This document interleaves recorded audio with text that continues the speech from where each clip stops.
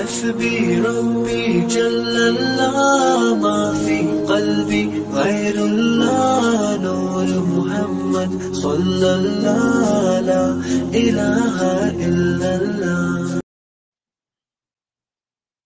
السلام عليكم ورحمة الله. الحمد لله كفى الحمد لله كفى وسلام على عباده الذين اصطفى. أما بعد فأعوذ بالله من الشيطان الرجيم. بسم الله الرحمن الرحيم. إن الله وملائكته يصلون على النبي يا أيها الذين آمنوا صلوا عليه وسلموا تسليما. بسم الله الحمد لله الصلاة والسلام عليك يا رسول الله. بسم الله الحمد لله الصلاة والسلام عليك يا حبيب الله. সুপ্রিয় দর্শক ও শ্রোতা মণ্ডলী, সবুজ বাংলা টেলিভিশনের ইসলামিক সাপ্তাহিক অনুষ্ঠান ভয়েস অফ ইসলামের রবিবারের রাত 9টার অনুষ্ঠান আমরা এখনই 9:15 অনুষ্ঠান এখনই শুরু করতে যাচ্ছি। আল্লাহ রাব্বুল আলামিনের দরবারে লাখ শুকরিয়া আদায় করছি। রব্বুল আলামিন একটা টেলিভিশনের মাধ্যমে আমাদেরকে একটি ইসলামিক অনুষ্ঠানের সুযোগ করে দিয়েছেন, সেজন্য বলে আলহামদুলিল্লাহ। আমি আজকের এই অনুষ্ঠানে সবুজ বাংলার দর্শক শ্রোতা মণ্ডলী যে যেখান থেকে দেখছেন সকলকে আমি অনুরোধ করছি, আপনারা প্রত্যেকে অনুষ্ঠানকে শেয়ার করুন, লাইক দিন এবং অন্যকে দেখার সুযোগ করে দিন। এতে আপনিও ফায়দামন্দ হবেন, আরেকজনও ফায়দামন্দ হবে। আজকের অনুষ্ঠানে আমি স্বাগত জানাচ্ছি। আমাদের আজকের অনুষ্ঠানের আকর্ষণ বিশিষ্ট ইসলামিক চিন্তাবিদ, আন্তর্জাতিক খ্যাতিসম্পন্ন ব্যক্তিত্ব, আহলে সুন্নাত সুন্নি মিডিয়ার সম্মানিত মহাপরিচালক এবং দেশ ও বহির্বিশ্বে তথ্যবহুল আলোচনা নিয়ে যিনি বিভিন্ন সময় মিডিয়া আসেন, মিডিয়া ব্যক্তিত্ব হাফিজ হযরত আল্লামা আইনুল হুদা সাহেব, ওনাকে আমি আজকে স্টুডিওতে স্বাগত জানাচ্ছি। আসসালামু আলাইকুম ওয়া রাহমাতুল্লাহি ওয়া বারাকাতুহু। আমি কৃতজ্ঞতা প্রকাশ করছি সবুজ বাংলা টেলিভিশনের কর্তৃপক্ষকে, কলা কৌশলী যারা এই অনুষ্ঠান স্টুডিও থেকে পরিচালনা করছেন, সকলকে আমি ধন্যবাদ জানাচ্ছি, কৃতজ্ঞতা প্রকাশ করছি। আমাদের আজকের যে আলোচ্য বিষয়, সে বিষয়টা আমাদের আজকে দ্বিতীয় পর্ব। প্রথম পর্ব গত সপ্তাহে আমরা আলোচনা করেছিলাম যে আমেরিকায় ইসলামের ইতিহাস ও ঐতিহ্য। অত্যন্ত সুন্দরভাবে গত সপ্তাহে আমাদের আলোচক আল্লামা আইনুল হুদা সাহেব অত্যন্ত সুন্দর এবং তথ্যবহুল আলোচনা করেছেন, যেটা অনেকে আমাকে ব্যক্তিগতভাবে বলেছেন যে আমেরিকার এই সমস্ত ইতিহাস হয়তো আমরা অনেকেই জানি না, যেগুলো আমরা জানতে পেরেছি। এবং তার একাংশ শেষ হয়েছে, আজকে আমরা দ্বিতীয় অংশে আলোচনা করব। দ্বিতীয় অংশে আলোচনা করতে যেয়ে আমি শুধু দুই একটি কথা বলেই আমি আমাদের আজকের এই আলোচক সাহেবের কাছে দিয়ে দেব, কারণ আমেরিকায় হয়তো ওনার কাছে বিশদভাবে আসবে আলোচনা। আমেরিকায় ইসলামের এর আগে আমরা গতদিন জেনেছি যে কলম্বাসের আগে মুসলমানরা আমেরিকায় এসেছেন ওনার কাছ থেকে, যেটা দলীয় তথ্যবহুল ভাবে। এবং আমরা জানবো যে আমেরিকায় বিভিন্ন জায়গায় বিভিন্ন স্টেট নামকরণ হয়েছে ইসলামের নামে কখন থেকে, এবং এখানে অনেক মসজিদও প্রতিষ্ঠিত হয়েছে অনেক সময়। তো আমরা সে ব্যাপার নিয়ে আলোচনা করব। গতদিন আমরা আলোচনা যেটা ছিল সেটা বলা হয়েছিল যে এখানে যারা এসেছেন প্রত্যেকেই দিনের খেদমত কোনো না কোনোভাবে দিনের জন্য কাজ করে গিয়েছেন। তো আজকে যেটা আমি সংক্ষেপে বলবো সেটা হলো যে হয়তো তথ্যবহুল আলোচনায় উনি হয়তো আরো কিছু বলবেন, কিন্তু আমি যেটা জানি বা পেয়েছি সেটা হলো আমেরিকায় যে মসজিদ প্রতিষ্ঠিত কোন সময় ছিল, আমি একটা তথ্য পেয়েছি, জানি না আমাদের হুজুর হয়তো আরো বিশদভাবে আগে যদি পেয়ে থাকেন বা পরে পেয়ে থাকেন বলবেন। আমি যেটা পেয়েছি যে আমেরিকার একটা একজন ইতিহাসবিদ শেলি হাউলের তথ্য মতে আমেরিকায় প্রথম মসজিদ স্থাপিত হয়েছিল 1893 সালে শিকাগোতে। মিশরের কায়রো থেকে অবস্থিত সুলতান কায়েদ বি মসজিদের আদলে তৈরি হয় ওই মসজিদটি। নতুন এই মসজিদটি স্থাপনের মধ্যে দিয়ে নতুন এক অভিজ্ঞতার সম্মুখীন হন আমেরিকানরা। শিকাগোতে বসবাসকারী মুসলমানরা এই মসজিদে নামাজ পড়তে যেতেন। এছাড়া অসংখ্য অমুসলিম আমেরিকান মসজিদে দেখতে যেতেন এবং অবাক বিস্ময়ে তাকিয়ে থাকতেন এর গঠন শৈলীর দিকে। মসজিদের মিনার থেকে যখন আজান ভেসে আসতো, তারা আরো কৌতূহলী হয়ে উঠতেন নতুন ধর্মটি সম্পর্কে। শেহলি আলের আরো জানান যে আমেরিকার দ্বিতীয় মসজিদ স্থাপিত হয় প্রথম মসজিদ স্থাপনের প্রায় 3 দশক পর 1991 সালে মিশিগান রাজ্যের হাইল্যান্ড পার্কে ওই মসজিদ স্থাপন করে কিছু মুসলিম অভিবাসী। শিকাগোর কায়রো স্ট্রিটের মসজিদের আদলেই নির্মিত হয় এই মসজিদটি। হয়তো আমাদের মোহতারামের কাছে আরো অনেক তথ্য আছে যেটা উনি বলবেন। আমি জাস্ট যেটা আমি পেয়েছি সেটাই আপনাদের সামনে তুলে ধরলাম, এবং পাশাপাশি আমি এখনই আমি সময় নষ্ট না করে ওনাকে সময়টা দিতে চাই যে আমরা আমেরিকায় ইসলামের ইতিহাসের ঐতিহ্যের দ্বিতীয় পর্ব এখনই উনি আলোচনা করবেন আমাদের সাথে, মোহতারাম আইনুল হুদা সাহেব, যার কাছ থেকে আমরা গতদিন প্রথম অংশ শুনেছি। আমি এখনই ওনার কাছে চলে যাচ্ছি। মোহতারাম, আপনার আলোচনা শুরু করুন। ধন্যবাদ। আসসালামু আলাইকুম ওয়া রাহমাতুল্লাহি ওয়া বারাকাতুহু। আলহামদুলিল্লাহি হামদাশ শাকিরিন ওয়া শুকরু লিল্লাহি শুকরাস সাবিরিন। والصلاة والسلام على سيدنا وحبيبنا محمد وآله وصحبه أجمعين। প্রিয় দর্শক শ্রোতা, যেখান থেকে দেখছেন, আমরা সবুজ বাংলা টিভির স্টুডিও থেকে আপনাদেরকে স্বাগত জানাচ্ছি। আজকের আলোচনা আমেরিকায় ইসলামের ইতিহাস ও ঐতিহ্য দ্বিতীয় পর্ব। শুরুতে আমরা ইউরোপে, বিশেষ করে লন্ডনে ইমার্জেন্সি ঘোষণা হয়েছে। ঘুরে ঘুরে মানুষ অসুস্থ। আমরা সকলের জন্য দোয়া করি। আমাদের বহু পরিচিত জন, আপনজন সেখানে আছেন, অসুস্থও আছেন। আমরা গত পর্বের কিছু মন্তব্য আমরা শুনেছি। আমার কাছেও কেউ মন্তব্য করেছেন। আসলে এইসব ইতিহাস আমাদের সকলের জানা জরুরি। বিশেষ করে আমাদের বাচ্চাদেরকে জানানো জরুরি। আ আজকে সৈয়দ জুবায়ের আলী সাহেব, সম্মানিত উপস্থাপক, তিনি যেই কথা দিয়ে শেষ করেছেন, আমি সেখান থেকে শুরু করি। যে আমেরিকায় প্রথম মসজিদ কবে আ প্রতিষ্ঠিত হয়েছিল? এক্সাক্ট বিভিন্ন তথ্য তো আছেই। যেমন আমাদের সময় যদি হয় বা নিকট অতীতে যদি হয়, তাহলে আমরা জানি নিউ ইয়র্কে একটা মসজিদ 72nd রিভার সাইড, সেখানে প্রথম মসজিদ হয়েছে এবং এরপরে বাংলাদেশীদের প্রথম মসজিদ, নিউ ইয়র্কের দ্বিতীয় মসজিদ, Islamic council of America Medina মসজিদ হয়েছে। তো বিভিন্ন তথ্য বিভিন্ন সময়ের আছে, বিভিন্ন শতাব্দীর আছে। আমি একেবারে আর্লিয়েস্ট ডেট দেওয়া যাবে না। কিন্তু আমরা গত সপ্তাহে দেখিয়েছি, গত পর্বে, ক্রিস্টোফার কলম্বাস তিনি যখন কিউবা অতিক্রম করছিলেন, তখন তিনি একটা মসজিদের মতো কিছু দেখেছিলেন। আমরা তার ডায়েরি থেকে দেখিয়েছি। এই হচ্ছে তার ডায়েরিটা। এখানে ওই কথাটা আছে যে লাইক এ গ্রেসফুল মাস্ক। এটা ডায়েরি থেকে 1492 মানডে 29th অক্টোবর তিনি যখন কিউবার পাশ দিয়ে যাচ্ছিলেন, তখন তিনি একটি পাহাড়ের চূড়ায় একটি মসজিদ দেখেছিলেন। তার মানে এই 1492 র আগেই মসজিদ এখানে প্রতিষ্ঠিত হয়েছিল। পরবর্তীতে বিভিন্ন সময় মসজিদ প্রতিষ্ঠিত হয়েছে এবং বিভিন্ন কারণে মানুষ এটাকে প্রথম মসজিদ বলেছেন।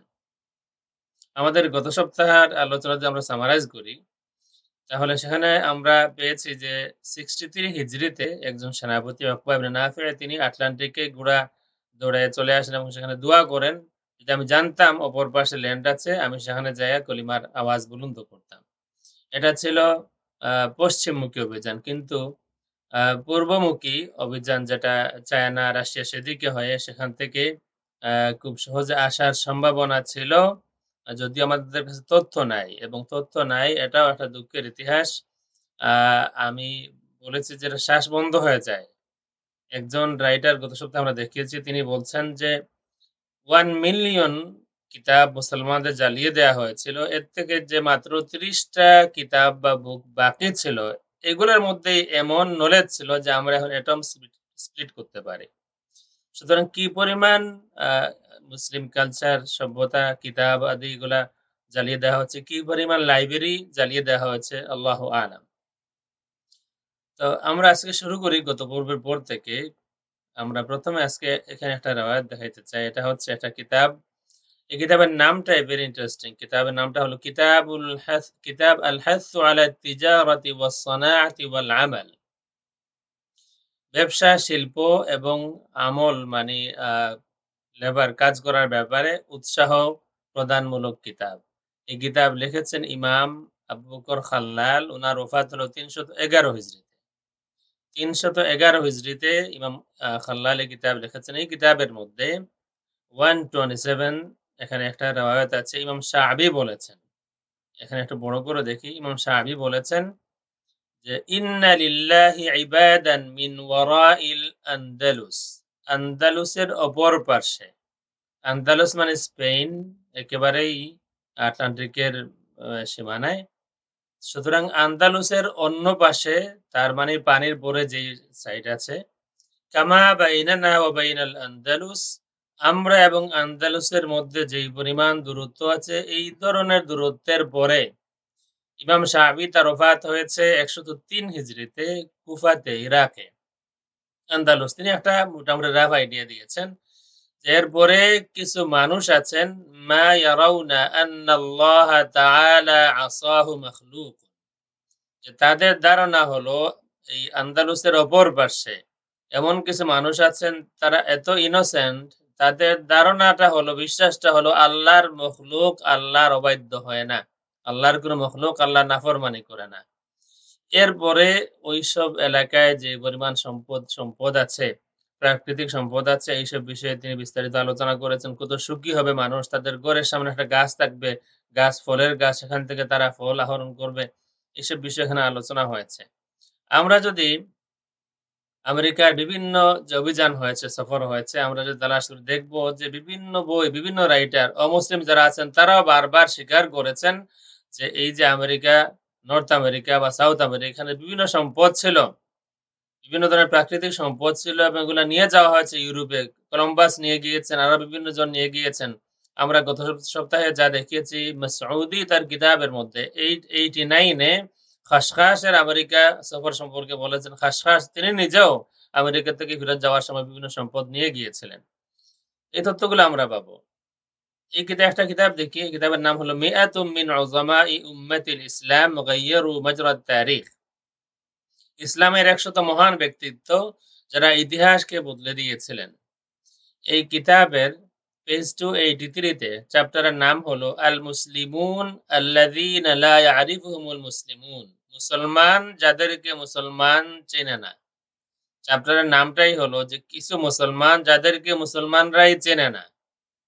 তিনি ওই সমস্ত মুসলমান যাদেরকে মুসলমানরা চেনে না, এটা দিয়ে বোঝাতে চেয়েছেন আমেরিকাতে যারা মুসলমান, নেটিভ আমেরিকান যারা, তারা মুসলমান, কিন্তু তাদেরকে মুসলমানরা চেনে না। এরপরে কলম্বাস সম্পর্কে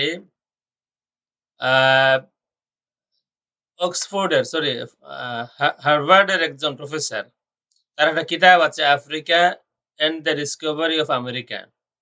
এই ইংলিশ কিতাব থেকে তিনি কোট করেছেন যে ক্রিস্টোফার কলম্বাস কানা ওয়াইয়ান আল ওয়াইয়াল কামিল বিল ওয়ুজুদিল ইসলামি ফি আমেরিকা ক্বাবলা মাজিইহি ইলাইহা। ক্রিস্টোফার কলম্বাস খুব ভালো করে জানতেন ইসলামের প্রেজেন্স, মুসলমানরা আমেরিকাতে আছে, তাদের অস্তিত্ব আমেরিকাতে আছে।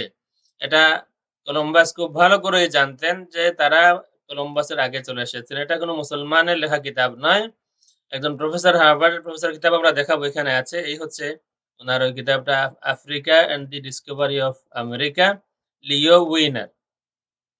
এটার মধ্যে তিনি কলম্বাস সম্পর্কে এই কথাটা বলেছেন। ইংলিশে আমরা পরবর্তীতে দেখাবো। মূল যে তথ্য আমি এখানে আজকে প্রথমেই গুরুত্ব সহকারে শেয়ার করতে চাই। এখানে পেজ 284 এ আন্ডারলাইন করা আছে, দেখতে পারেন। ফাসসিরুল খাতির আল্লাযী যাল্লা তাইয়াল কিতমান ফি আরশিফাত ইসবানিয়া ওয়াল পর্তুগাল লিমিআত السنين هو أن الهنود الحمر كانوا شعوبا إسلامية।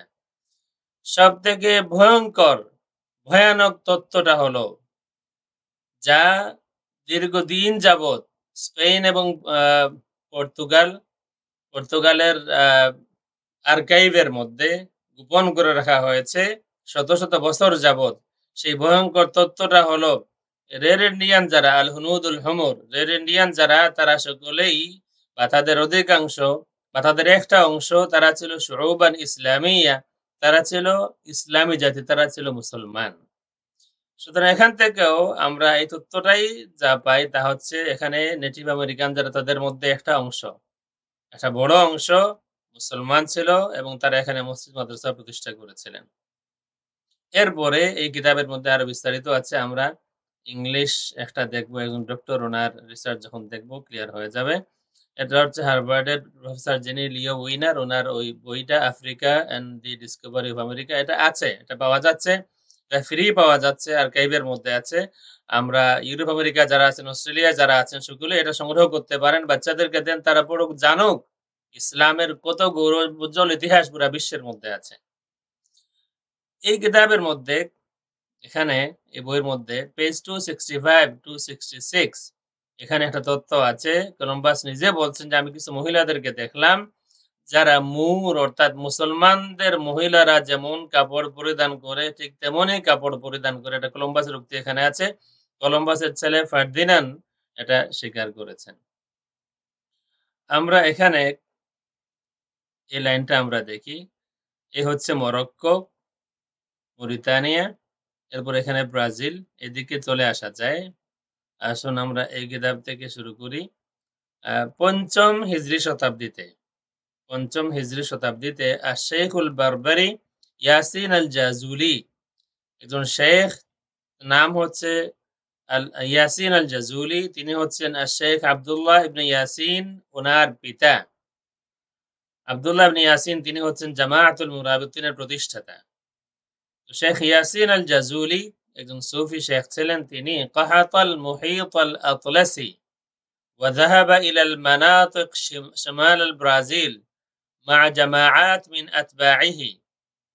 শেখ ইয়াসিন আল জাজুলি তিনি আটলান্টিক ক্রস করে পঞ্চম হিজরি শতাব্দীতে আটলান্টিক ক্রস করে তিনি তার এক জামাত মানুষ নিয়ে চলে আসেন ব্রাজিলের দিকে, ব্রাজিলের নর্থ ব্রাজিলের দিকে চলে আসেন এবং সেখানে তিনি ইসলাম প্রতিষ্ঠা করেন।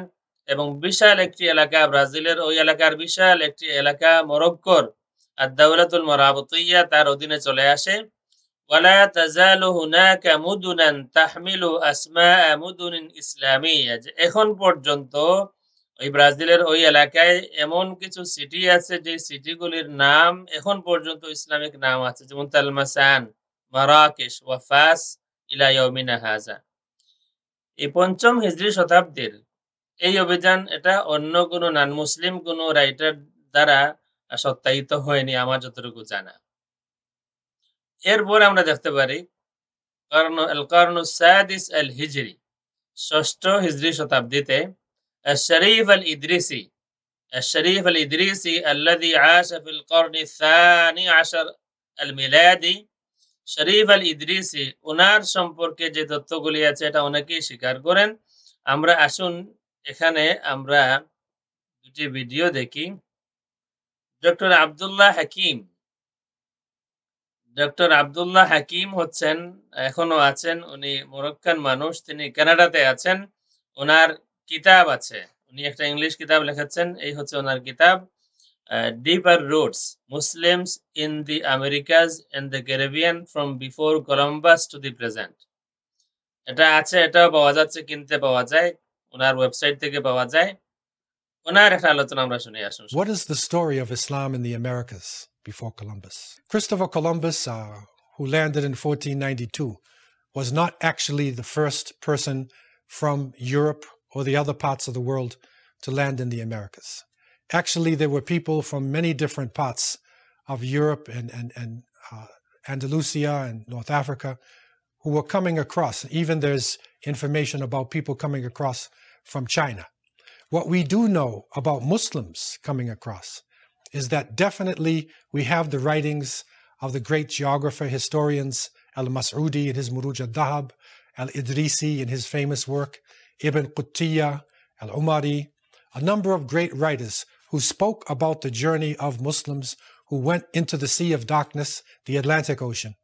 And in some cases, they actually came back.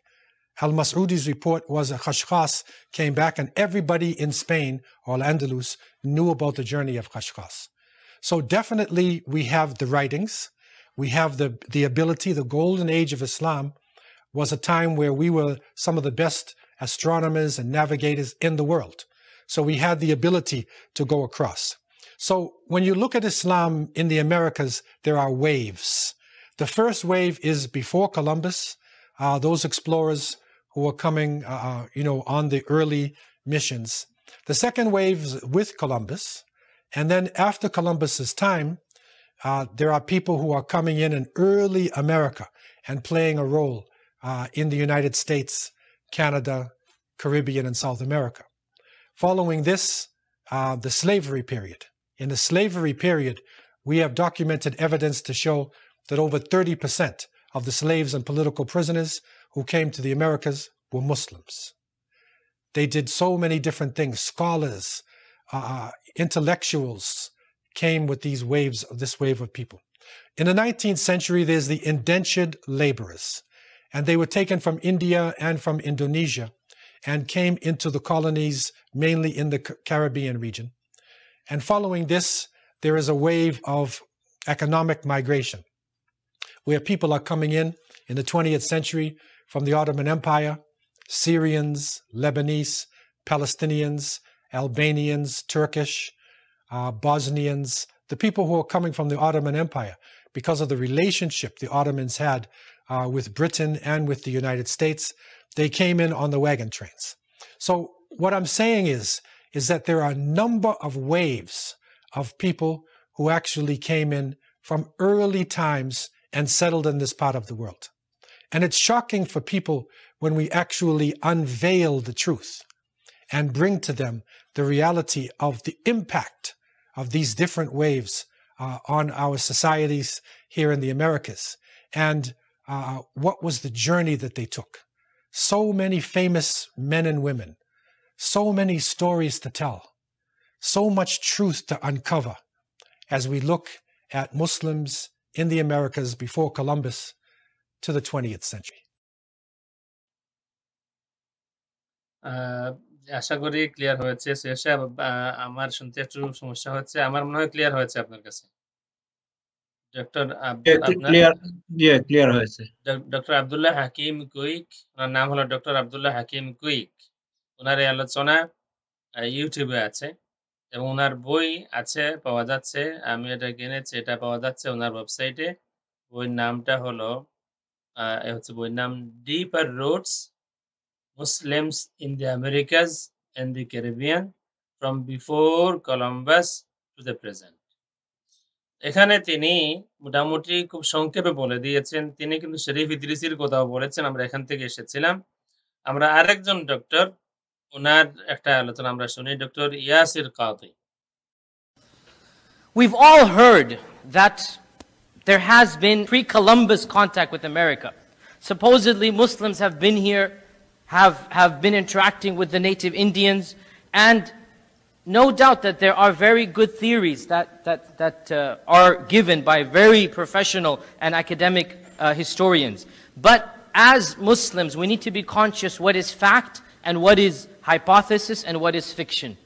And the Muslim contact pre-Columbus as of yet is still hypothesis.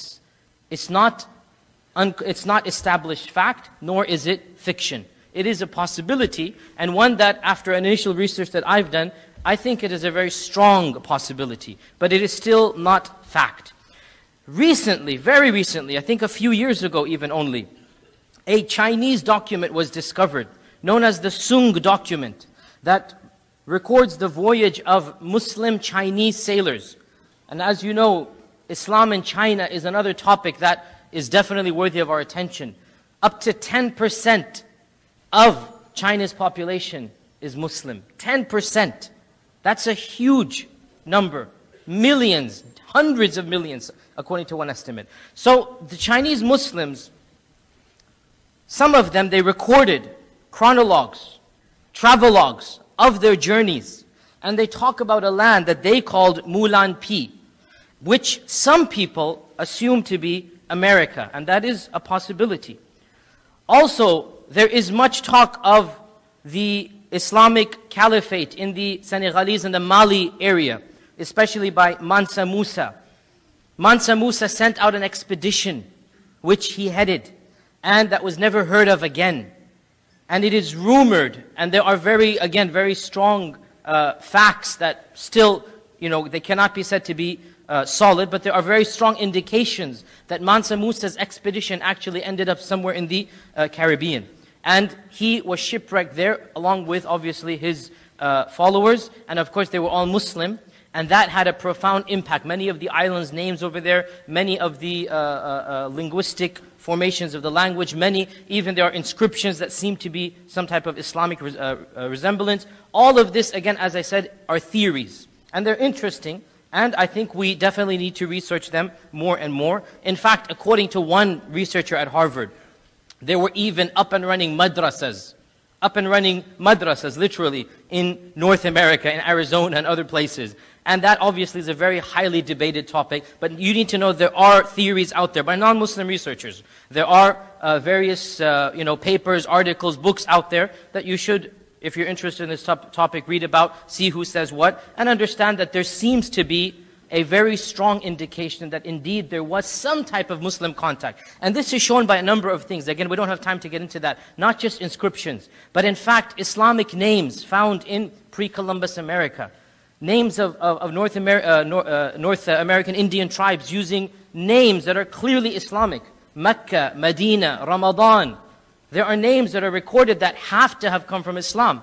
Yet where are the Muslims before Columbus? How do these people living in North America know of these Islamic terms? Obviously, if we do believe that some Muslims were shipwrecked or some other contact happened, it is possible that remnants of these Muslims remained, their legends became fables, and these things that they taught were incorporated into bits and pieces of native Indian American folklore. But again, Allah Azza wa Jal knows best. We cannot say for sure what exactly happened pre-Columbus. Just know that there are two primary expeditions, the Chinese one and the African one, both of which are assumed to have, or theorized to have landed somewhere in North America.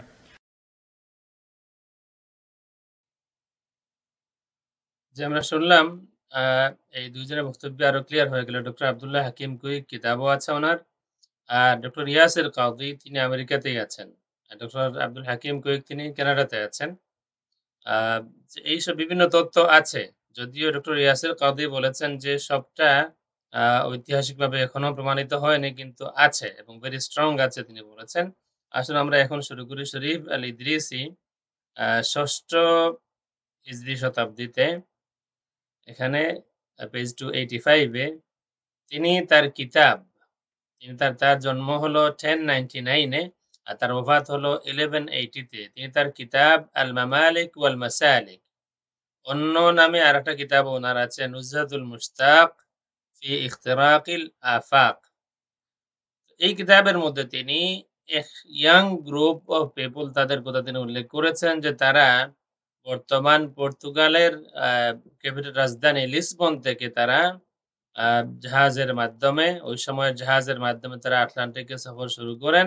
ওই সময় পর্তুগালটা মুসলমানদের অধীনে ছিল এবং তারা বাহরুজ জুলুমাত, দেখুন ওয়াকাতাআ হাউলাইল মুগামিরুনা বাহরাজ জুলুমাত, ওয়াকাতাআ হাউলাইল মুগামিরুনা বাহরাজ জুলুমাত।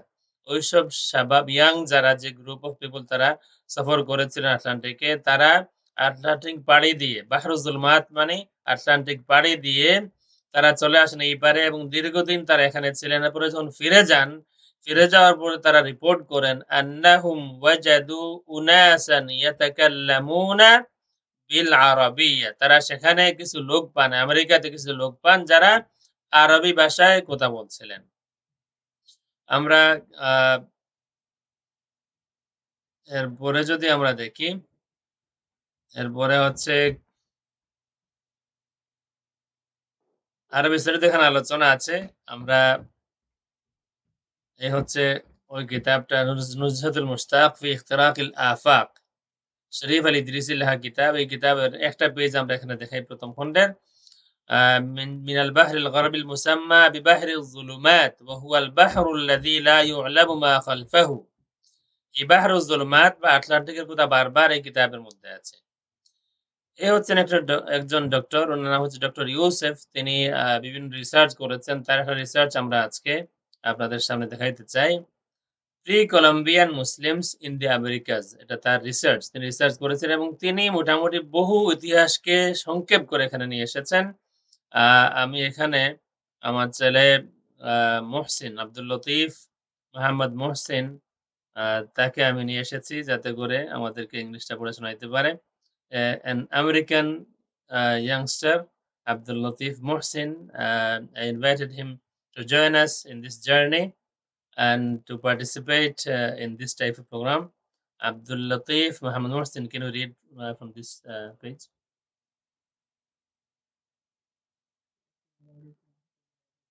Unmute করতে হবে, unmute. Assalamu alaikum wa rahmatullahi wa barakatuh.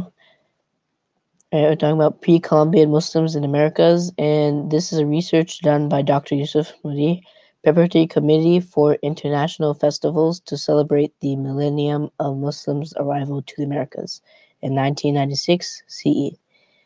And there's numerous evidence that suggests that Muslims from Spain and West Africa arrived to the Americas at least 5 centuries before Columbus. It is recorded, for example, that in the mid-10th century, during the rule of Umayyad Khalifa Abdul Hamid III, who ruled from 929 to 961 CE, Muslims of African origin sailed westward from the Spanish port of Delba or Palos into the ocean of darkness and fog, which is now known as the Atlantic Ocean. They returned after a long absence with much booty from a strange and curious land. It is evident that the people of Muslim origin are known to have accompanied Columbus and subsequent Spanish explorers to the New World. A Muslim historian and geographer, Abul Hassan Ali ibn al-Hussein al-Mas'udi, 871 to 957 CE, wrote in his book Mulaj al-Dhahab, in the meadows of gold and quarries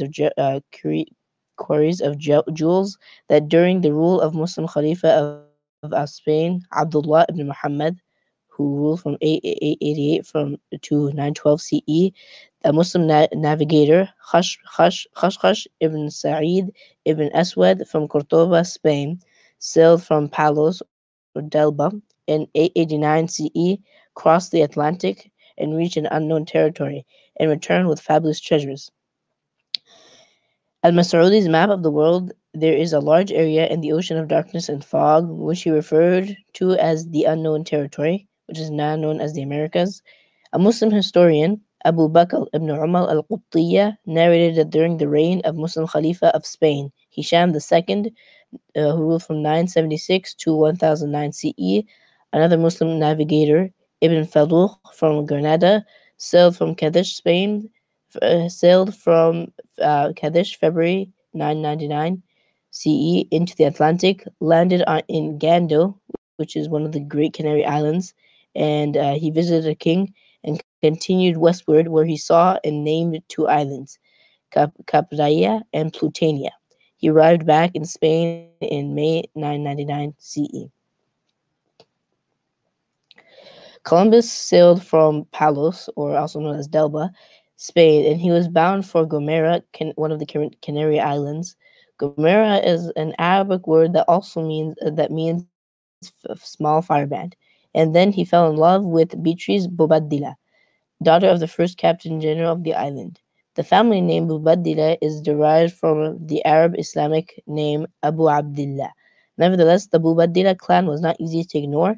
Another Bubaddila, Francisco, later as the royal commissioner, put Columbus in chains and transferred him from Santo Domingo back to Spain in November 1500 CE. The Bubaddila family was related to the Abbadid dynasty of Seville, which ruled from 1031 to 1091 CE. On October 12, 1492, Columbus landed on a little island in the Bahamas that was called Guanahani by the natives. Renamed San Salvador by Columbus, Guanahani is derived from the Madinkin and modified Arabic words. Guana or Ikhwana means brothers, and Hani is an Arabic name. Therefore, the original name of the island was Hani Brothers. Ferdinand Columbus, the son of Christopher, wrote about the blacks seen by his father in Honduras. The people who live farther east coast of Point Cavinas as far as Cape Gracias a Dios are almost black in color. At the same time, in this very same region, lived a tribe of Muslim natives known as Al-Mami. In Madinka and Arabic languages, Al-Mami was the designation of Al-Imam or Al-Imamu, the leader of prayer, or in some cases, chief of community or a member of the Imami Muslim community. A renowned American historian and linguist, Leo Wiener of Harvard University, in his book Africa and the Discovery of America in 1920, wrote that Columbus was well aware of the Madinkan presence in the New World and that the West African Muslims had spread through the Caribbean, Central, South, and North American territories, including Canada, where they were trading and intermarrying with the Iroquois and Algonquin Indians. The famous Muslim geographer and cartographer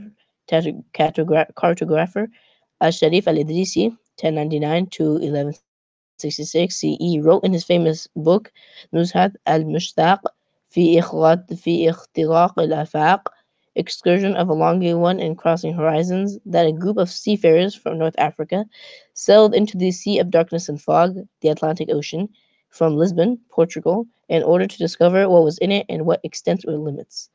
They finally reached an island that had people in cultivation. On the fourth day, a translator spoke to them in the Arabic language. The Muslim reference books mentioned a well-documented description of a journey across the Sea of Fog and Darkness by Sheikh Zayd ad-Din Ali bin Fadil al-Mazandarani. His journey started from Talfaya, South Morocco, during the reign of King Abu Yaqub Siddi Yusuf, 1086 to 1307 CE, sixth of the Madinid dynasty, to Green Island in the Caribbean Sea in 1291 CE, which is 690 Hijrah. The details of his ocean journey are mentioned in Islamic references, and many Muslim scholars are also aware of this historical event.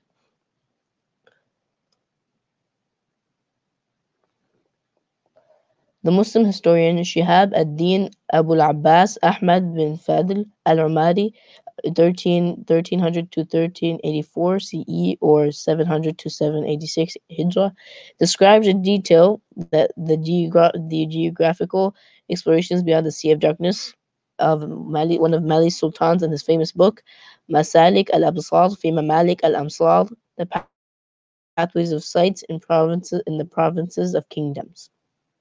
Sultan Mansu Kankan Musa, from 1312 to 1337 CE, was the world-renowned Madinkan monarch of West African Islamic Empire of Mali. While traveling to Mecca on his famous Hajj in 1324 CE, he informed the scholars of Mamluk Bahri Sultan Court and Nasr ad-Din Muhammad III, 1309 to 1340 CE, in Cairo, that his brother Sultan Abu Bakr the First, 1285 to 1312 CE, had undertaken two expeditions into the Atlantic Ocean. When the Sultan did not return to Timbuktu from the second voyage of 1311 CE, Mansa Musa became the Sultan of the empire. Columbus and early Spanish-Portuguese explorers were also able to voyage across the Atlantic, a distance of 2,400 kilometers, thanks to the Muslim geographical and navigational information. In particular, maps made by Muslim traders, including Al-Mas'udi, 871 to 957 CE, in his book Akbar al-Zaman, History of the World, which is Iqbal al-Zaman, History of the World, which is based on material gathered in Africa and Asia. As a matter of fact, Columbus had two captains of Muslim origin during his first transatlantic voyage. Martin Alonso Pinzon was the captain of the Pinta, and his brother Vicente Yanez Pinzon was the captain of the Nina. They were wealthy expert ship outfitters who helped organize the Columbus expedition and prepared the flagship Santa Maria. They did this at their own expense for both commercial and political reasons. The Pinzon family was related to Abu Zayyan Muhammad III, 1362 to 66 CE, the Moroccan Sultan of the Madrid dynasty. Arabic and Islamic inscriptions.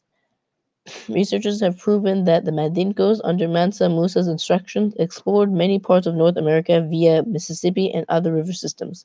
At Four Corners, Arizona, writings show that they even brought elephants from Africa to the area. Columbus admitted in his papers that on Monday, October 21, 1492 CE, while his ship was sailing near Gibala on the northeast coast of Cuba, he saw a mosque on top of a beautiful mountain. The ruins of the mosque in minarets with the inscriptions of Quranic verses have been discovered in Cuba, Mexico, Texas, and Nevada. During his second voyage, he was told by the Indians of Hispaniola, Haiti, that black people had been to Anne before his arrival. For proof, they presented Columbus with spears of these African Muslims. These weapons were tipped with a yellow metal that Indians called guanin, a word of West African derivation meaning gold alloy. Oddly enough, it was related to the Arabic word ghina, which means wealth. Columbus bought some of these spears back to Spain and had them tested, and he learned that the metal was 18 parts gold, 56.25%, 6 parts silver, 18.75%, and 8 parts copper, 25%, the same ratio as the metal produced in the metal shops of Ghana. In 1498, on his third voyage to the New World, Columbus landed in Trinidad. Later, he sighted the South American continent, where some of his crew went ashore and found natives using colored handkerchiefs of symmetrically woven cotton. Columbus also noticed that these handkerchiefs resembled the headdresses and loincloths of Ghana in their colors, style, and function. He referred to them as al-maizal. Al-maizal in Arabic is a word for wrapper, cover, apron, or skirting, which was the cloth of the Moors, Spanish, or North African Muslims imported from West Africa into Morocco, Spain, and Portugal.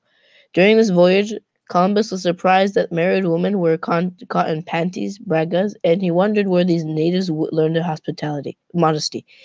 Hernan Cortes, Spanish conqueror, described the dress of Indian women as long veils, the dress of Indian men as breechcloth painted the style of Moorish draperies. Ferdinand Columbus called the native cotton garments breechcloths of the same design and cloth of as the shawls were worn by the Moorish women of Granada.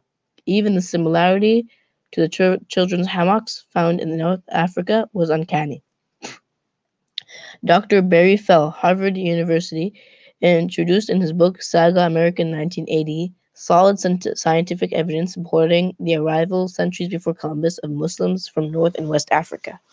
Dr. Fell discovered the existence of Muslim schools at the Valley of Fire, Allen Springs, Logomarcino, Kehoe Canyon, Washoe, and Hickson Summit Pass, Nevada, Mesa Verde, Colorado, Mimbres Valley, New Mexico, Tippecanoe, Indiana, dating back to 7 to 800 CE, engraved in the rocks in the arid western U.S. He found text, diagrams, charts representing the last surviving fragments of what was a system of schools at both elementary and higher level.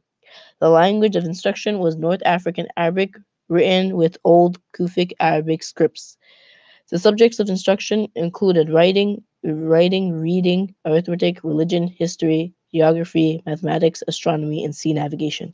The descendants of Muslim visitors of North America are the members of present Iroquois, Algonquin, Anasazi, Hohokam, and Olmec native people. There are 565 names of places, villages, towns, cities, mountains, lakes, rivers, etc. in the United States. In the United States itself, there's 484. In Canada, there's 81, which is derived from Islamic and Arabic roots.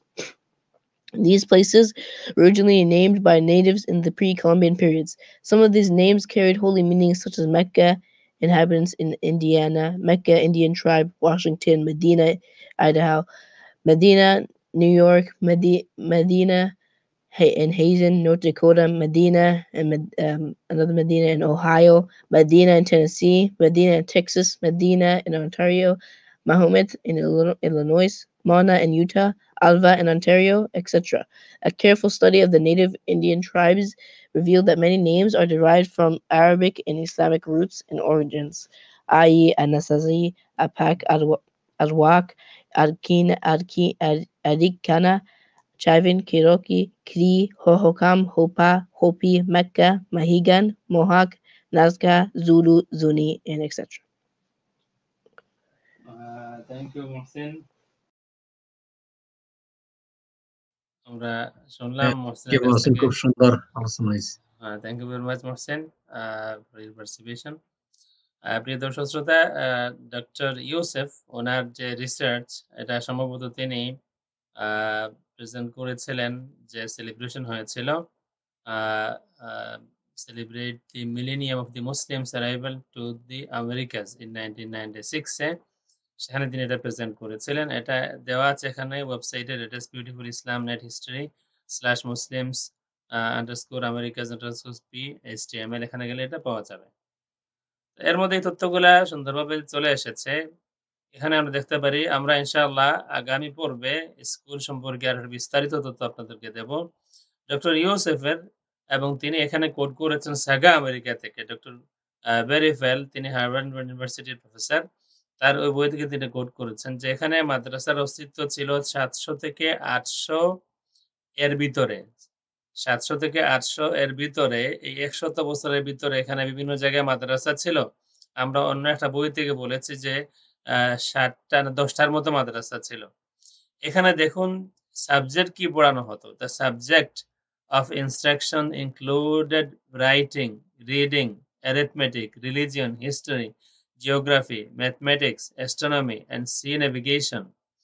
এইসব এখানে আমেরিকাতে পড়ানো হতো 700 থেকে 800 এর ভিতরে।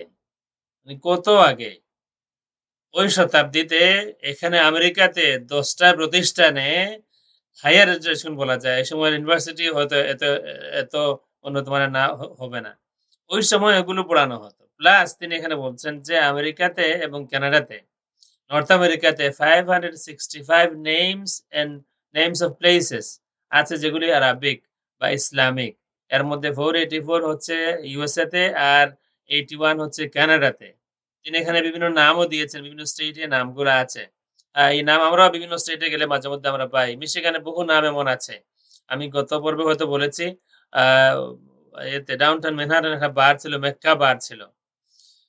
সুতরাং আমি গিয়েছিলাম ইয়াতে, ওই কানেকটিকাটে। একটা সিটির নামই হলো লেবানন। সুতরাং এটা হচ্ছে আমাদের ঐতিহ্য। আমেরিকা এটা আমাদের ঐতিহ্য যে 700 থেকে 800, এবং এটা স্বীকার করতেছেন মুসলমান কেউ না, একজন নন মুসলিম, তাও অপরিচিত কেউ না। এই বস্টনে হার্ভার্ড ইউনিভার্সিটির প্রফেসর, তিনি বই লিখে মানে এই রিসেন্ট বই, এই বইতে তিনি প্রমাণ করছেন যে মুসলমানরা এখানে শুধু আসে নাই কলম্বাসের আগে, বরং 700 থেকে 800 এর ভিতরে এখানে একাধিক প্রতিষ্ঠান প্রতিষ্ঠিত হয়েছিল, এবং সেখানে বেশ হায়ার এডুকেশন দেওয়া হতো, অ্যাস্ট্রোনমি সহ এগুলির ব্যবস্থা এখানে ছিল। আমরা এর একটা বই দেখতে পারি, এটা জার্মান একজন রাইটারের লেখা, সরি কলম্বাস, এটা জার্মান ভাষায় লেখা। এটা আরবি করা হয়েছে মাযিরাতান কলম্বাস লাস্তা আউওয়ালা মান ইকতাশাফা আমেরিকা। সরি কলম্বাস, তুমি প্রথম আমেরিকা আবিষ্কার করনি। এটা আরবি করেছেন ডক্টর হুসাইন ইমরান। আমরা ইতিপূর্বে যে কিতাবের নামটা আমরা শুনেছি, মাসালিকুল আবসার ফি মামালিকিল আমসার, এটা হচ্ছে শিহাবুদ্দিন আহমদ বিন ইয়াহইয়া ওনার লেখা কিতাব। 700, এখানে লেখা আছে 749 হিজরিতে ওনার ওফাত হয়েছে। এই কিতাবটা হচ্ছে মোট 27 খণ্ড। এটাও নেটে পাওয়া যায়, আর্কাইভে পাওয়া যায়। আল জুজুল আউয়াল, আল জুজুস সাবিউ ওয়াল 20, এটার মধ্যে অনেক তথ্য আছে। এখান থেকে ডক্টর ইউসেফ কোট করেছেন। আমরা এই পর্যন্ত যে 2 পর্বের আলোচনা হলো যে বিভিন্ন বহু তত্ত্ব আছে, বহু তত্ত্ব, একাধিক তত্ত্ব আছে। এখানেই হয়তো শেষ না, আরও হয়তো আছে।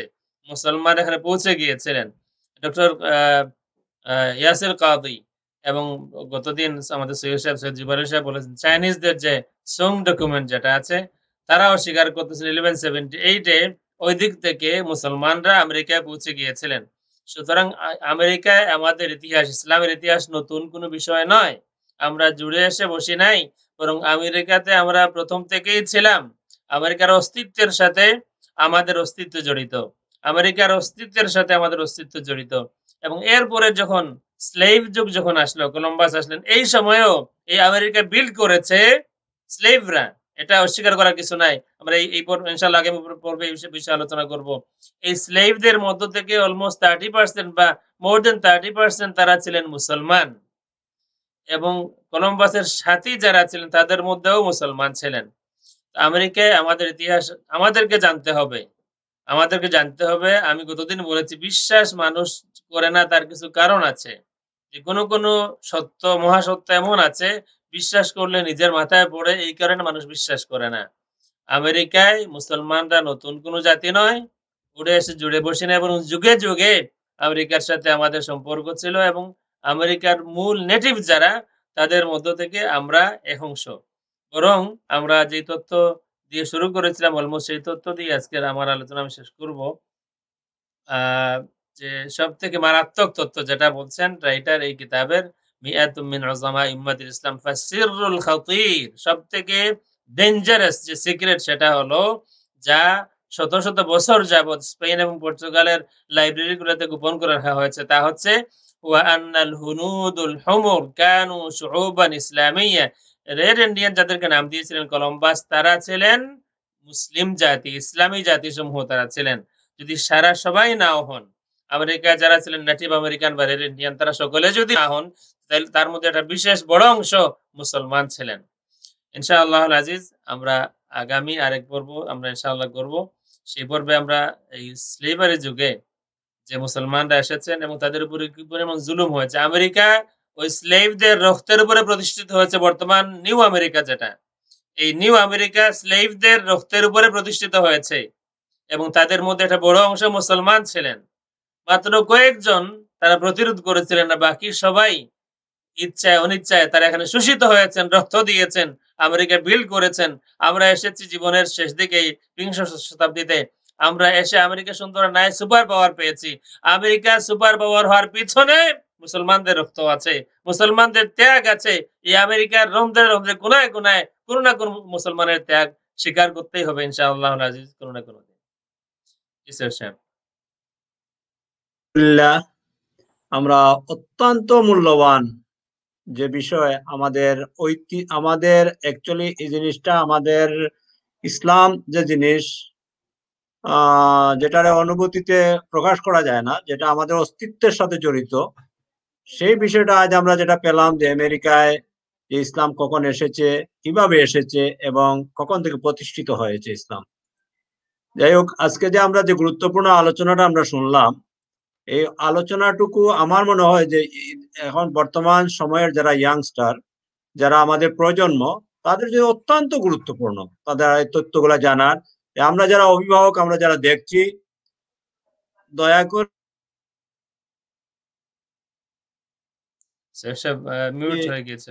যদি আলহামদুলিল্লাহ যদি আমরা এটারে রক্ষা করতে পারি এবং এটা এই যে আমরা আজকে যে অনুষ্ঠানটা দেখলাম আমাদের সন্তানদের যদি আমরা দেখাই, আমার মনে হয় এখানে অনেক কিছু তাদের শিকার আছে, জানার আছে, যেখান থেকে তারা কোট করে রাখতে পারে এবং জানতে পারে যে আমেরিকা কিভাবে ইসলাম এসেছিল, ইসলামের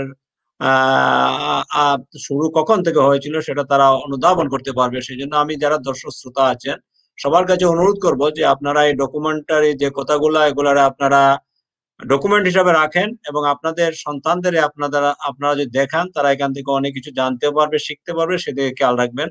আর ইনশাল্লাহ আমাদের ধারাবাহিক পর্ব চলবে, যদি আমাদের মহতরম ইজাজত দেন। আমরা আগামী সপ্তাহে কন্টিনিউ করব, দরকার হলে আরো 2-1 সপ্তাহ আমরা আমেরিকার ইতিহাস জানার জন্য আরো যদি কয়েক সপ্তাহ প্রয়োজন হয়, ইনশাল্লাহ আমরা কন্টিনিউ করে যাব। এবং সবাই আমাদের সাথে থাকবেন, চেষ্টা করবেন আপনাদের সন্তানদেরকে সাথে রাখার এবং ইসলামের ইতিহাস আমেরিকার যে কিভাবে এসেছে আমেরিকা ইসলাম সেটা জানার জন্য তাদের খুবই প্রয়োজন, আমাদের প্রয়োজন, তাদেরকে আপনারা শেয়ার করবেন, তাদেরকে সাথে রাখবেন, সেই অনুরোধটুকু জানাবো। এবং পরিশেষে আমরা সময়ের শেষ পর্যায়ে চলে এসেছি। যদি মহতারাম 2-1 মিনিট আর কিছু আমাদের প্রতি কোনো উপদেশ থাকে বলেন, এরপরে ইনশাল্লাহ আমরা দোয়ার দিকে চলে যাব। জি ইনশাআল্লাহ, আমি যে কথাটা বলতে চাই, বাচ্চাদেরকে শিক্ষা দিতে হবে, ঘরে ঘরে আলোচনা হওয়া জরুরি। আমাদের বাচ্চাদেরকে ঘরে ঘরে আলোচনা শোনানো জরুরি যে আমরা কারা, আমেরিকার সাথে আমাদের সম্পর্ক কি। আরেকটা তথ্য শুনলে অবাক হবেন, যদিও আমার কাছে এই পর্যন্ত ডকুমেন্ট দেখানোর মতো কিছু আসেনি। বাধ্য হয়ে এই নিউ ইয়র্ক বাধ্য হয়ে নেটিভ আমেরিকান যারা, তারা বিক্রি করে দিয়েছিলেন মাত্র $1। যারা স্পেন থেকে যারা এসেছিল, ইনভেডার যারা ছিল এখানে, তাদের কাছে। এবং কোনো তথ্য মতে এটা একটা ধর্মযুদ্ধও ছিল, ক্রুসেড ছিল। তো বাধ্য হয়ে জুলুমের শিকার হতে হতে ফাইনালি মাত্র $1, ওই সময়ের $1 পুরা নিউ ইয়র্ক স্টেট বিক্রি করে দেওয়া হয়েছিল তাদের কাছে। তো এই ডকুমেন্টটা বিভিন্ন তথ্য আমি পেয়েছি, কিন্তু এখনো দেখানোর মতো কোনো তথ্য আমার আসেনি। আর ইনশাআল্লাহ সেটা আমরা অচিরেই পেয়ে যাবো ইনশাআল্লাহ আজিজ। এই আলোচনা হওয়া জরুরি বাচ্চাদেরকে, কারণ হচ্ছে কি, আমি একটা মসজিদে একদিন বয়ান করতেছি। তখন আমি বলতেছিলাম আমার বয়ানের মধ্যে যে এই দেশটা আমাদেরও, আমরাও আমেরিকান।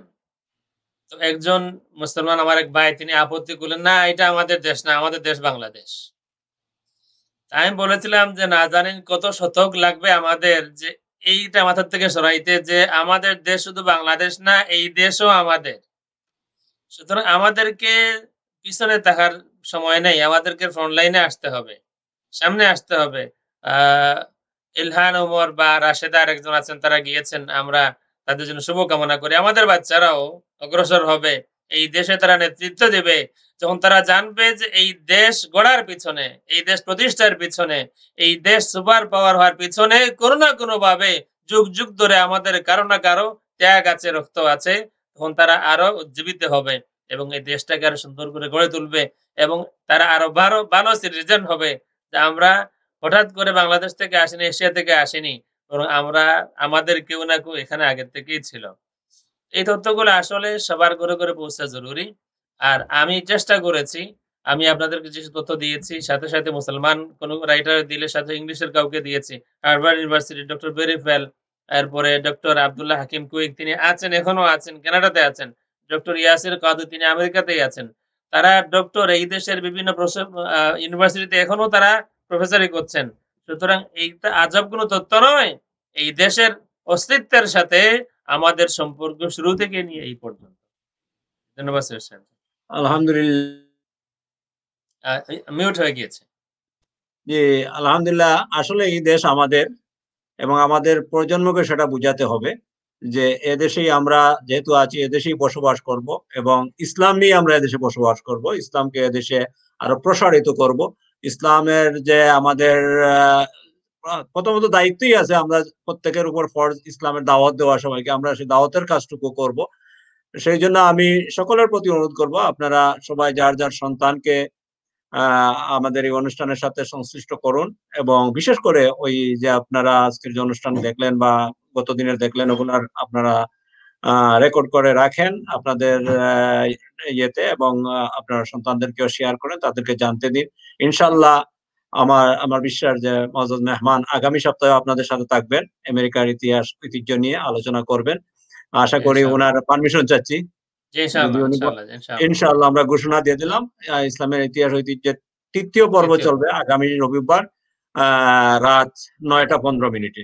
সবাই সাথে থাকবেন সেই আহ্বানটুকু জানিয়ে, এবং প্রতিদিনের ন্যায় মোনাজাতের মাধ্যমে আমাদের অনুষ্ঠান শেষ হবে। আপনারা জানেন যে বিশেষ করে ব্রিটেনের অবস্থা খুবই খারাপ। লন্ডনে করোনা এত বিস্তার করছে, আমরা অনেক আত্মীয় স্বজনের মৃত্যু সংবাদ আজকেও পেলাম 2-3 জনের। এবং আমেরিকায়, ক্যালিফোর্নিয়ার অবস্থা খুবই খারাপ। অনেক বন্ধু বললো যে আমেরিকা হসপিটালের সামনে নাকি ওই রাখা হচ্ছে, লরি রাখা হচ্ছে লাশ রাখার জন্য। আল্লাহ পাক যেন আমাদের প্রত্যেককে হেফাজত করেন এবং মহামারীকে জমিন থেকে উঠিয়ে নিয়ে আল্লাহ পাক যেন আমাদের স্বাভাবিক অবস্থা ফিরিয়ে দেন, আমাদেরকে মাফ করেন। সেই দোয়াটুকু করার আবদার রেখে আমি আজকের আমাদের অনুষ্ঠান আমার অনুষ্ঠান মিলাদুল দোয়ার মাধ্যমে সমাপ্ত ঘোষণা জানিয়ে আমি শেষ করছি ওয়া আখিরু দাওয়ানা আলহামদুলিল্লাহি রাব্বিল আলামিন। صلى الله على سيدنا مولانا محمد وعلى آله وأصحابه وسلم. صلى الله على سيدنا مولانا محمد وعلى آله وأصحابه وسلم. صلى الله على سيدنا مولانا محمد وعلى آله وأصحابه وسلم. اللهم آمين. اللهم ربنا تقبل منا إنك أنت السميع العليم وتب علينا يا مولانا إنك أنت التواب الرحيم. اللهم ربنا عليك توكلنا وإليك أنبنا وإليك المصير. اللهم يا شافي الأمراض اشفنا واشف مرضانا بشفائك شفاء لا يغادر سقما. আল্লাহ মেহেরবানি করে আমাদের এই মেহনতকে তুমি কবুল ফরমাও। আল্লাহ দেশে দেশে মানুষ ঘরে ঘরে অসুস্থ আছেন, মেহেরবানি করে শিফা আজির আনায়াত ফরমাও। বিশেষ করে ইউরোপে, লন্ডনে আমাদের অনেক আপনজন আছেন, তারা ঘরে বন্দী হয়ে আছেন, অসুস্থ হয়ে পড়ে আছেন, হসপিটালেও জায়গা নেই বিভিন্ন জায়গায়। আল্লাহ মেহেরবানি করে এই মহামারী থেকে আমাদেরকে উদ্ধার ফরমাও। আল্লাহ মেহেরবানি করে আমাদের সমস্ত গুনাহ খাতা মাফ ফরমাও। সারা বিশ্বের মানুষের মাথার উপর থেকে এই মহামারীকে, এই গজবকে আমাদের মাথার উপর থেকে সরাইয়া দাও ইয়া আল্লাহ। ঘরে ঘরে আমাদেরকে শান্তি আনায়াত ফরমাও ইয়া আল্লাহ। ঘরে ঘরে তুমি আমাদেরকে শান্তি আনায়াত ফরমাও ইয়া আল্লাহ। ঘরে ঘরে তুমি আমাদেরকে শান্তি আনায়াত ফরমাও। জীবনের ছোট বড় জানা না জানা সমস্ত গুনাহ খাতা মাফ ফরমাও আল্লাহ। হায়াতের সফর যেদিন শেষ হয়ে যাবে, মেহেরবানি করে ইজ্জত দিয়ে ঈমান সাথে দিয়ে বিদায় দিও। দেশে বিদেশে আমাদের আপনজন যারা আছেন, মাহবুব যারা আশা করেন আমরা তোমার দরবারে হাত তুললে তাদেরকে স্মরণ করব, আল্লাহ মেহেরবানি করে তাদের সবাইকে মাফ ফরমাও। সকলের দিলে সমস্ত নেক মকসদ পুরা ফরমাও। ঘরে ঘরে তুমি শান্তি আনায়াত ফরমাও। বিপদে সাহায্য করে দিও। এতিম মিসকিনদেরকে দয়া করে দিও ইয়া আল্লাহ। যার ঘরে খাবার নাই খাবার পৌঁছে দিও। অসুস্থ মানুষদেরকে শিফা আজিরা আনায়াত করে দিও। আমাদের সমস্ত মুর্দেগানদেরকে মাফ করে দিও। খাস করে আমাদের মা বাবা, দাদা দাদি, আমাদের বাবার খানদান, মায়ের খানদান, শ্বশুর শাশুড়ির খানদান, উস্তাদ মুর্শিদের খানদানের সমস্ত মুর্দেগানদেরকে মাফ করে দিও। আমাদের আওলাদদেরকে নেক বানাইয়া দিও আল্লাহ। আমেরিকাতে আমরা আছি, আমেরিকার বিভিন্ন স্টেটে মানুষ অসুস্থ আছেন, বিভিন্ন সময় দোয়া চান, আমরা গুনাহগার মানুষ। আল্লাহ মেহেরবানি করে সবাইকে তুমি মাফ ফরমাও। সকলের পেরেশানি তুমি দূর করে দাও। সকলের পেরেশানি তুমি দূর ফরমাও। তোমার হাবিবের উম্মতের পেরেশানি তুমি দূর ফরমাও ইয়া আল্লাহ। এই মিসকিনদের পক্ষ থেকে লক্ষ কোটি দুরূদ ও সালাম আর হাদিয়া সোনার মদিনায় তোমার হাবিবের দরবারে পৌঁছায় দিও আল্লাহ।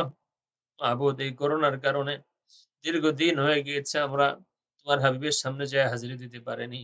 আল্লাহ মেহেরবানি করে আমাদেরকে মাফ ফরমাও। মেহেরবানি করে আমাদেরকে মাফ ফরমাও। আমাদের আসতাজায়ে কেরাম যারা দুনিয়া থেকে বিদায় হয়ে গিয়েছেন, ওদেরকে রহমত ফরমাও, কবরকে জান্নাতুল ফেরদাউস বানাও।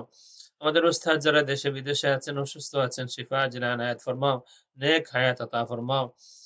আল্লাহ, সবুজ বাংলা টিভির এই প্রোগ্রামকে তুমি কবুলের মঞ্জুর ফরমাও। তোমার বান্দাদের এই মেহনতকে তুমি কবুলের মঞ্জুর ফরমাও। আল্লাহ, যখন কথা বলবো তোমার জন্য, তোমাকে রাজি খুশি করার জন্য, মাহবুদ, কারো না কারো যেন ফায়দা হয়, মেহেরবানি করে আমাদেরকে তুমি কবুল ফরমাও। আমাদের জবানের প্রতিটি কথাকে মেহেরবানি করে তুমি কবুল ফরমাও ইয়া আল্লাহ। সুবহান রাব্বিকা রব্বিল ইজ্জাতি আম্মা ইয়াসিফুন ওয়া সালামুন আলাল মুরসালিন ওয়ালহামদুলিল্লাহি রাব্বিল আলামিন। আমিন আমিন আমিন। আসসালামু আলাইকুম। আসসালামু আলাইকুম।